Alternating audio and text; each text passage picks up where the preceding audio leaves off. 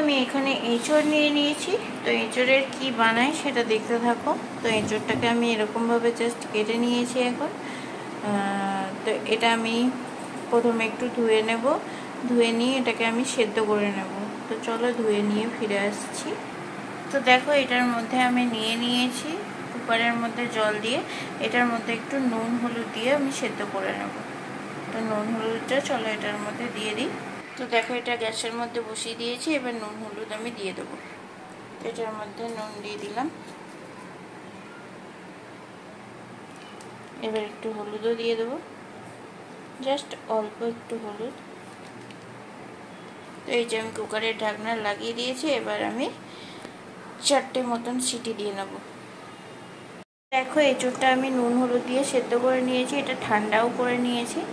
এবার আমি যেহেতু জলটা ধরে একটু তো নুন কমে গেছে, তো আমি পরিমাণ অনুযায়ী আবার একটু নুন দিয়ে দেবো। এটার মধ্যে একটু চাট মশলা,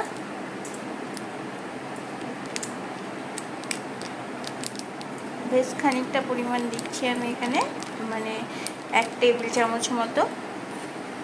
এটার মধ্যে দেব একটু আদা রসুনের পেস্ট, জাস্ট 1 টিস্পুন মতন দিয়েছি। আর এবার আমি এর মধ্যে দেব একটু বেসন। তো এটার মধ্যে দেখো বেসনও দিয়ে দিয়েছি, দেব কিছু লঙ্কা কুচি আর দেব এবার পেঁয়াজ কুচি। তো এগুলো আমি এবার চটকে মেখে নেব। দেখো পেঁয়াজ কুচিও দিয়ে দিয়েছি, এবার আমি এটা মেখে নেব পুরো।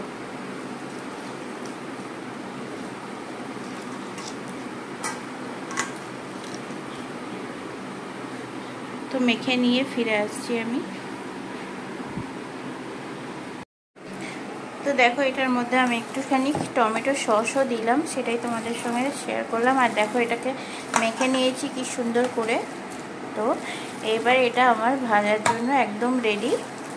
এটা প্রায় আমি 10 মিনিট মতন ভালো করে মেখে নিচ্ছি।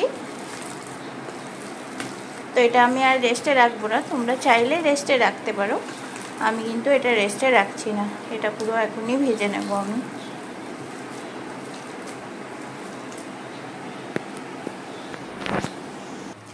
দেখো আমি এটা ফ্রাই প্যান বসিয়ে দিয়েছি, তেলও দিয়ে দিয়েছি। তো এবার আমি এটা যে যেরকম শেপ দিতে পারো, আমি এটাকে একটু গোল গোল চ্যাপটা চ্যাপটা শেপ দিচ্ছি। তো এরকম শেপ দেবো আমি এটাকে।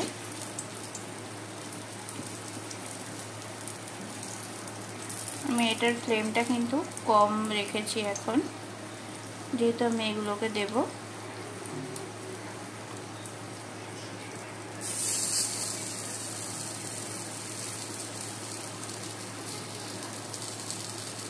তোমাদের যে যেরকম খুশি শেপ দিতে পারো।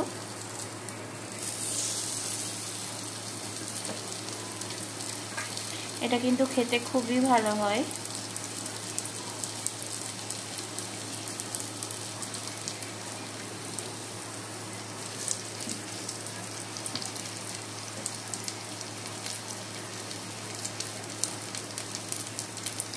তো ঘরে থাকা যে উপকরণ দিয়ে আমি এটাকে বানিয়েছি, এটা কিন্তু অনেক টেস্টি হয়। তোমরা চাইলে এর মধ্যে খাবার সোডা দিতে পারো, আমি কিন্তু এটাতে ইউজ করে নিই, এটা এমনি খেতে খুব টেস্টি হয়। তো আমি কোনো কিছুতেই খাবার সোডা এগুলো ইউজ করি না, যতই পকোড়া ভাজি না কেন। এই রকমভাবেই ঘরোয়া জিনিসপত্র দিয়ে আমি টেস্ট আনার চেষ্টা করি, আর সেটা টেস্টিও হয়। তো এটাকে আমি এখন মিডিয়াম আঁচে হতে দিয়েছি, যাতে ভেতর দু পিঠই খুব ভালো করে হয়ে যায়। তো এক পিঠ হলে আমি অন্য পিঠটা উল্টে দেব।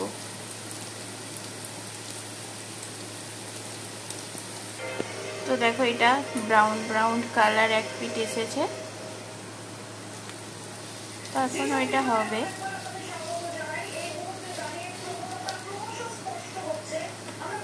তো এইভাবে আমি সবকটাকে উল্টে উল্টে দেব। তো সবগুলো দেখো উল্টে দিয়েছি। তো হতে থাক, এখন অনেকটাই হবে। আমি যেহেতু কম তেলে করছি, ডুবো তেলে করছি না এটাকে।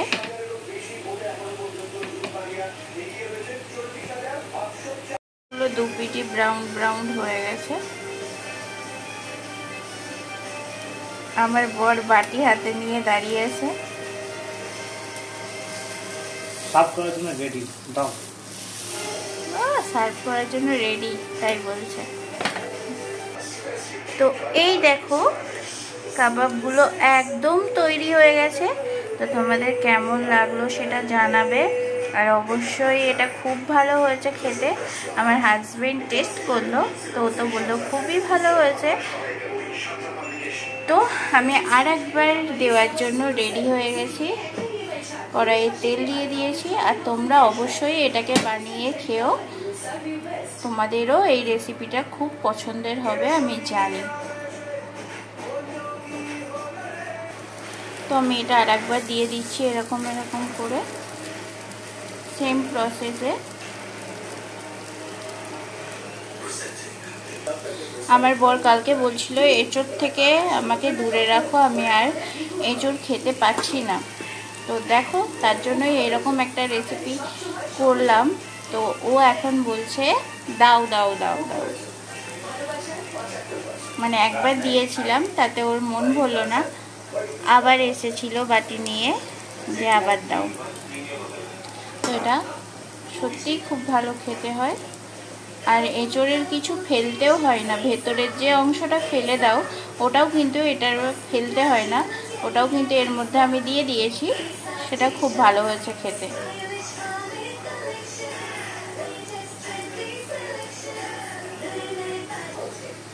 তো দেখো এগুলো রেডি। তো রেসিপিটা তোমাদের অবশ্যই ভালো লাগবে, সবাই ট্রাই করো। দেখা হচ্ছে তোমাদের সঙ্গে পরবর্তী ভিডিওতে। ততক্ষণ অবধি সবাই খুব ভালো থেকো, সুস্থ থেকো আর হ্যাপি থেকো। টাটা।